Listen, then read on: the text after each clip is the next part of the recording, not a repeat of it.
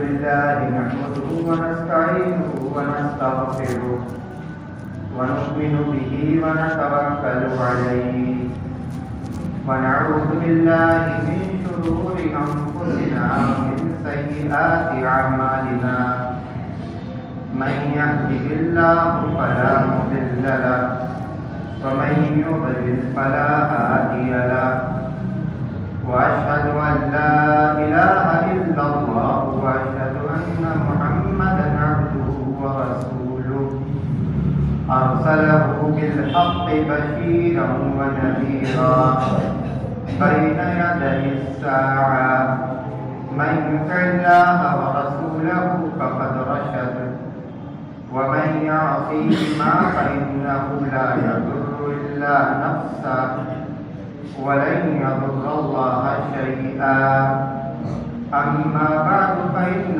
خير الحديث كتاب الله وخير الهدي هدي محمد صلى الله عليه وسلم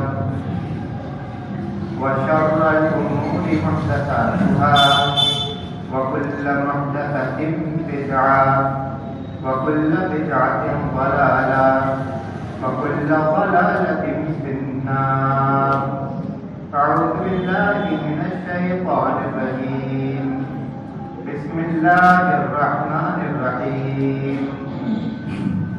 ولقد خلقنا الإنسان ونعلم ما توسوس به نفسه ونحن أقرب إليه من حبل الوريد إذ يتلقى المتلقيان عن اليمين وعن الشمال قعيد ما يلفظ من قول إلا لديه رقيب عتيد وجاءت سكرة الموت بالحق ذلك ما كنت منه تحيد ونفخ في الصور ذلك يوم الوعيد وجاءت كل نفس معها سائق وشهيد لقد كنت في غفلة من هذا فكشفنا عنك غطاءك فبصرك اليوم حديد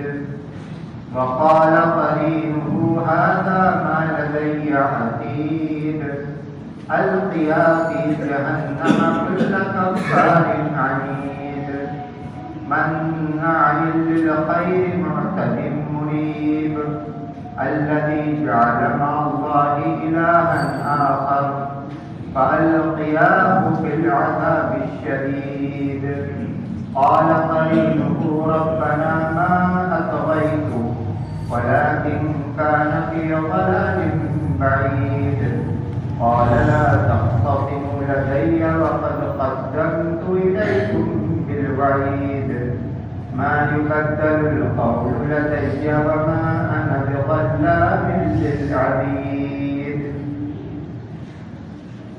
وقال تعالى وإذا سألك عبادي عني فإني قريب وإذا سألك عبادي عني فإني قريب أجيب دعوة الداعي إذا دعان فليستجيبوا لي وليؤمنوا بي لعلهم يرشدون.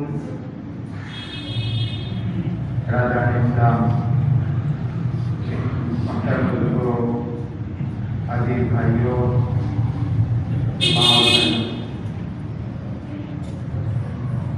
اللہ تبارک و تعالی نے ہم انسانوں کو اپنی عبادت اور بندگی کے لیے پیدا فرمایا ہے. ہمارے لیے عبادت کی صورتوں کو عبادت کی شکلوں کو مشروع کیا. نماز کے ذریعے سے بھی ہم اپنے رب کی عبادت کرتے ہیں. روزہ کے ذریعے سے ہم اپنے رب کی عبادت کرتے ہیں. حج اور زکوٰۃ کے ذریعے سے ہم اپنے رب کی عبادت اور بندگی کرتے ہیں. نیکی کے کاموں کو انجام دے کر ہم اپنے رب کی عبادت اور بندگی کرتے ہیں، اور گناہوں سے اپنے آپ کو بچا کر ہم عبادت کے تقاضوں کو پورا کرتے ہیں۔ عبادت کی قسموں میں، عبادت کی صورتوں میں ایک صورت بہت ہی عظیم الشان ہے جسے ہم دعا کے نام سے جانتے ہیں۔ یہ ایک ایسی صورت ہے جو ہمارے رب کو بہت محبوب ہے۔ ایسی صورت جو بندوں کو رب سے قریب کرتی ہے، ایسی صورت جس کے ذریعے سے بندہ اپنی بندگی، عاجزی اور انکساری کا مظاہرہ کرتا ہے۔ ایسی صورت جس کے ذریعے سے بندہ اس بات کا اقرار کرتا ہے کہ وہ رب کو اپنا خالق و مالک مانتا ہے، رب کو نافع اور ضار مانتا ہے، رب کو ہر چیز پر قادر اور ہر ضرورت کا پورا کرنے والا مانتا ہے۔ جب ایک شخص مسائل سے گھر جاتا ہے، مختلف امتحانات، طرح طرح کی پریشانیاں، کاروبار کی پریشانی، بال بچوں کے مسائل، طرح طرح کی بیماریاں اور دوسری آزمائشیں بھی، جب یہ ساری باتیں اسے گھیر لیتی ہیں تب وہ رب کے جناب میں حاضر ہوتا ہے، اپنے ہاتھوں کو پھیلاتا ہے، اپنی بندگی کا اور اپنی عاجزی کا مظاہرہ کرتا ہے۔ اس کی زبان حال ہی اس کے رب کے کرم کے دریا کو اس کے لیے بہا دیتی ہے۔ آنکھوں سے نکلنے والے اشک رب کے جلال کو دعوت دیتے ہیں، اور اس کے بعد وہ خود یہ محسوس کرتا ہے کہ اس نے جیسے ہی اپنے رب سے سرگوشی کی، اپنے رب سے لو لگائی، جو پریشر اور دباؤ اس کے ذہن و دماغ پر تھا، آنکھوں سے بہنے والے اشک کے ساتھ وہ سارا پریشر اور دباؤ اس کے ذہن و دماغ سے اتر گیا۔ کہ خاتون اللہ کے رسول صلی اللہ علیہ وسلم کے پاس آتی ہے اپنے شوہر کی شکایت لے کر۔ اللہ کے رسول صلی اللہ علیہ وسلم اپنے حجرے میں ہیں، اسی حجرہ میں کنارے ام المؤمنین مائی عائشہ رضی اللہ تعالی عنہا بھی موجود ہیں۔ خاتون نے اللہ کے رسول صلی اللہ علیہ وسلم سے جو گفتگو کی، حضرت عائشہ رضی اللہ تعالی عنہا اس گفتگو کو سن نہ سکی، اسی حجرے میں موجود ہیں، وہیں کنارے موجود ہیں، لیکن اس گفتگو کے بعد قرآن کریم کی آیات نازل ہوئی، قرآن کریم کی آیتیں نازل ہوئی، قد سمع اللہ قول التي تجادلك في زوجها وتشتكي إلى الله واللہ یسمع تحاورکما۔ تحقیق کہ اللہ نے اس خاتون کی بات سن لی جو ہے نبی آپ سے اپنے شوہر کی شکایت کر رہی تھی، اور آپ نے بھی اس خاتون سے جو کچھ کہا اللہ نے اسے بھی سنا۔ ہم اللہ کے حضور میں ہیں، ہم اللہ کے جناب میں ہیں، ہم اپنے رب سے لو لگائے ہوئے ہیں، پوری توجہ اسی کی طرف ہے، طرف ہے، ہمارے ہاتھ اسی کی طرف اٹھے ہیں، ہماری زبان پر دعائیں ہیں، ہمارے ظاہر سے عاجزی اور انکساری کا اظہار ہے۔ ہمیں یہ یقین ہونا چاہیے، ہمیں یہ یقین ہونا چاہیے کہ ہمارا رب ہمیں دیکھ رہا ہے اور ہمارا رب ہمیں سن رہا ہے۔ جب اس ایمان کے ساتھ اور اس یقین کے ساتھ ہم دعائیں کریں گے اور ساتھ ساتھ اس بات کا بھی یقین ہوگا کہ وہی دعاؤں کو سننے والا ہے اور وہی ضرورتوں کو پوری کرنے والا ہے، عاجزی بھی ہو، انکساری بھی ہو، الحاح بھی ہو، اور ساتھ ساتھ ہم جب دعا کریں تو دعا کی قبولیت کے لیے جلد بازی بھی نہ ہو، جلد بازی نہ ہو۔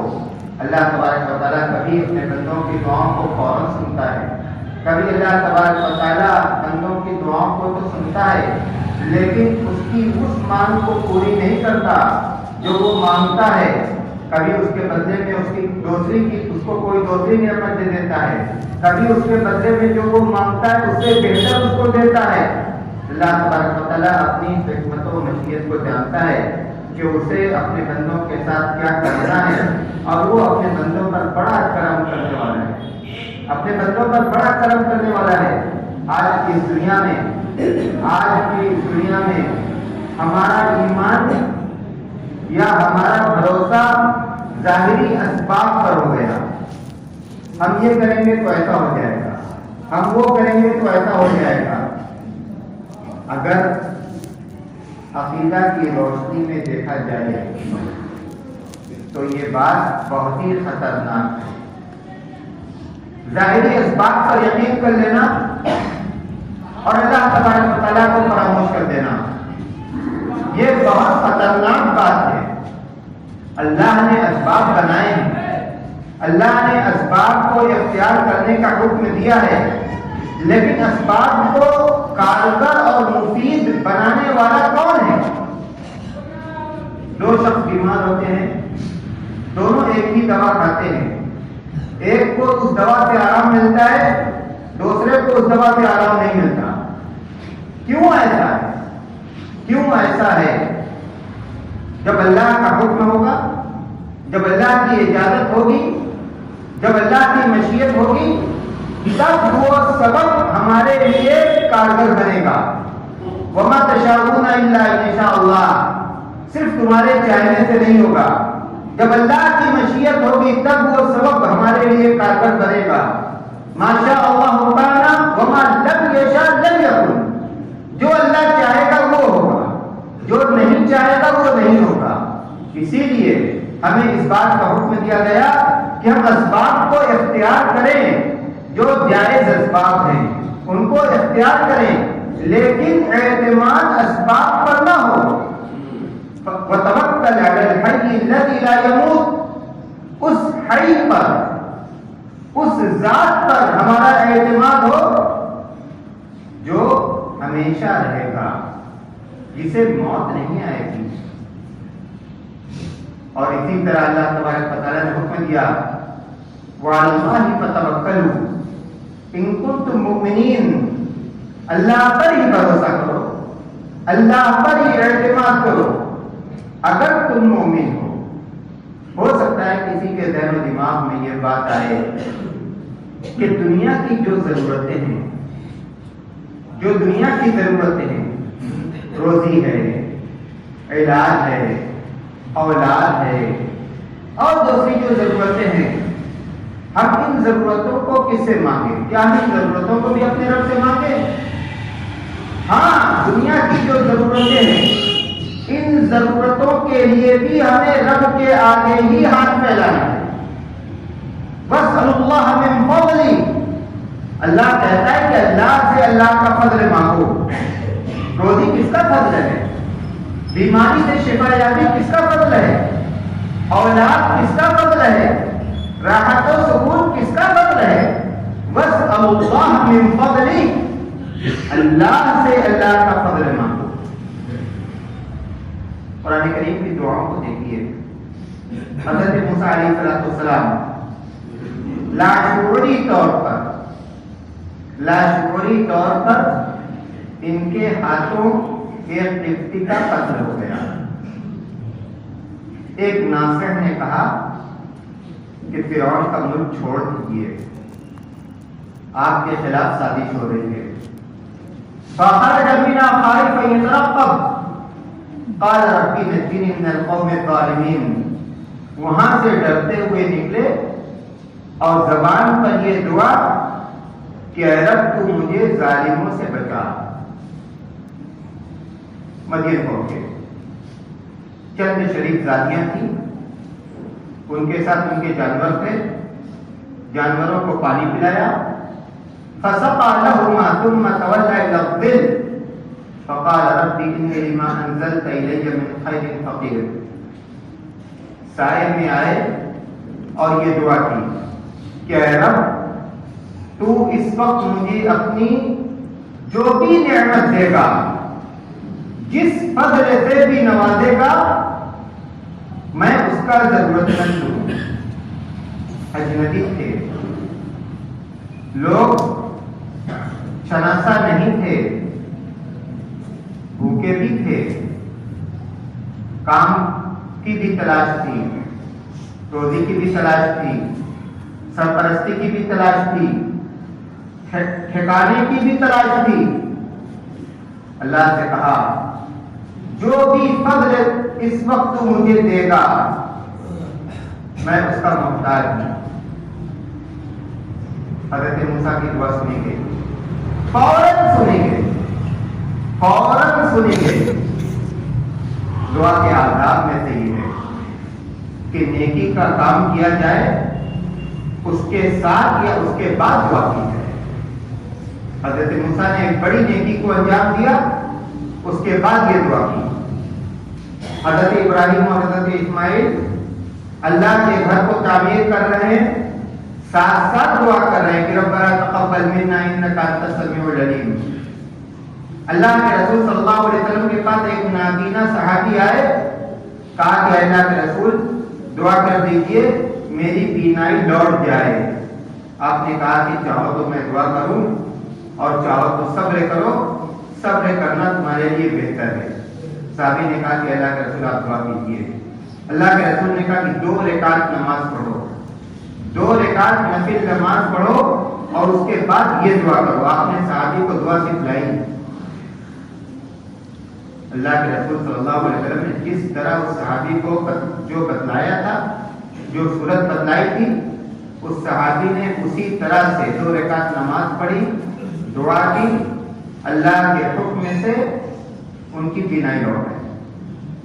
نیکی کا کام اس کے بعد دعا، نیکی کا کام اس کے ساتھ دعا. حضرت موسیٰ علیہ السلام نے دعا کی کہ اے اللہ جس فضل سے اس وقت مجھے نوازے گا میں اس کا محتاج ہوں. فجاءته احداهما تمشي على استحياء قال ان ابي يدعوك ليجزيك اجر ما سقيت لنا فلما جاءه وقص عليه القصص قال نجوت من لا تخف نجوت من القوم الظالمين. دونوں شریف ذاتیوں میں سے ایک شرماتی ہوئی آئی، کہا کہ آپ نے ہم پر جو احسان کیا ہے، میرے والد آپ کو اس کی اجرت دینا چاہتے ہیں. حضرت موسیٰ ان کے ساتھ آئے. اس شریف ذاتی کے والد کو پورا واقعہ سنایا. کہا کہ لا تخف نجوت من القوم الظالمین، ڈرو مت، تم نے دعا کی تھی نا. اللہ نے ان کی دعا کو ذکر کیا چند آیات پہلے کہ رب نجنی من القوم الظالمین، اے اللہ تو مجھے ظالموں سے نجات دے. اس شریف ذاتی کے والد کہہ رہے ہیں کہ نجوت من القوم الظالمین، آپ کی دعا سنی گئی اور آپ اب ظالموں سے نجات پا گئے. ٹھکانہ بھی ملا، کام بھی ملا، گھر والی بھی ملی، سرپرستی بھی ملی، عزت بھی ملی. حضرت موسیٰ نے کس سے مانگا تھا؟ دنیا کی ضرورتوں کو کس سے مانگا تھا؟ اللہ سے مانگا. وَأَيُّوبَ إِذْ نَادَىٰ رَبَّهُ أَنِّي مَسَّنِيَ الضُّرُّ وَأَنتَ أَرْحَمُ الرَّاحِمِينَ. حضرت ایوب علیہ السلام سورہ انبیاء کی آیت کریمہ 18 سال تک بیمار تھے. ایسی بیماری کہ گھر والوں نے ساتھ چھوڑ دیا، جو مال تھا ختم ہو گیا، جو بچے تھے وفات پا گئے، صرف بیوی خدمت کرتی تھی. اللہ سے دعا کی کہ اللہ مسنی الضر وانت ارحم الراحمین، میں بہت تکلیف میں ہوں اور تو بہت رحم کرنے والا ہے.